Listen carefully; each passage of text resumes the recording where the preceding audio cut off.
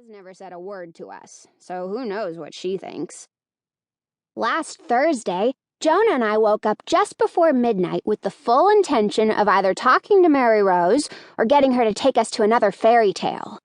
We got dressed, we snuck down the stairs, we opened the basement door, and we saw that the lights were on. My parents were in the basement. My parents were not supposed to be in the basement at midnight. Sure, technically the basement is their home office, so of course they are allowed to work in it, but how are we supposed to get sucked into the magic mirror when our parents were awake and standing right there? We couldn't. It was a problem. Why were my parents working at the ridiculous hour of midnight? No, they do not work for a 24-hour call center. They do not work for a bakery either, and they are not getting up to make the donuts, or brownies, or crownies. That's an inside joke between us and Cinderella. No, my parents started their own law firm when we moved to Smithville a few months ago, and now they're working like crazy people. Jonah and I haven't been able to get to the mirror all week. My parents had a lot more free time when we lived in Chicago. Now I sit down at my desk and take out my math textbook and notebook. Time for homework. This desk was with me in my old bedroom back in Chicago, but it looks different, bigger in my new room. I'm still kind of getting used to my new house. I'm not going to lie, it helps that I have a magic mirror.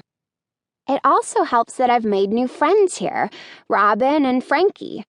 Frankie is a girl, although I know it doesn't sound like it. When I have a little girl, I am not going to name her a boy's name. It's too confusing. On the first day of school, Ms. Hellman, the gym teacher, divided up our class into boys and girls and put Frankie with the boys. Frankie's face turned the color of a tomato. We laugh about it now, though. The three of us, Frankie, Robin, and me, Abby. We're a trio. The terrific trio, or maybe the tremendous trio, or I can't think of another word that means awesome that starts with T. There would be a lot more options if we were 4 or 5. Fantastic 4, fabulous 4, famous 4, fun 4. But 2 new friends are good. 2 friends are great. You get what you get and you don't get upset, right? That's what my mother always says.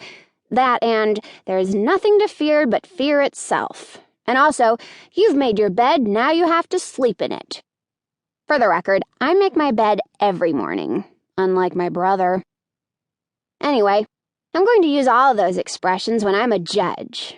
Oh yeah, I'm going to be a judge when I grow up. Well, first I'm going to be a lawyer, and then I'm going to be a judge, because that's the rule. I pretend my pencil is a gavel and bang it against my math textbook. That's my ruling and it's final, I say out loud. Not bad. My door swings open and Jonah barges into my room. What are you doing? Homework, I say. Then why are you talking to yourself? Because I feel like it, I snap, embarrassed that he caught me. He sits on my bed and swings his legs. Why is your stuff already in your suitcase? I turn around to face him. Why would it not be? Why are you asking me a million questions? I'm bored, he says. Want to see if we can rock climb up the side of the house? No, Jonah, I do not. I have to finish my homework, and then I want to finish packing. I'm leaving in 3 days, you know. My dad's friend from college and his son are coming to visit this weekend, so my mom and I thought it was the perfect time for some girl bonding. But even if my brother was coming to Chicago, he is the kind of person who would pack the morning of a big trip, not 3 days before. Actually, I take that back. My brother would not pack at all because my parents would not trust him to pack. Last time we went away for a weekend, he packed 1 pair of underwear, 2 socks, and Kadima paddles. No t-shirts, no jeans, no shoes. I don't think you have to pack, Jonah says. I heard Mom telling Dad that she's exhausted and that her brain is getting fuzzy and that she should probably postpone the trip to Chicago until after the case. I jump out of my chair. What? Postpone the trip? No! He shrugs his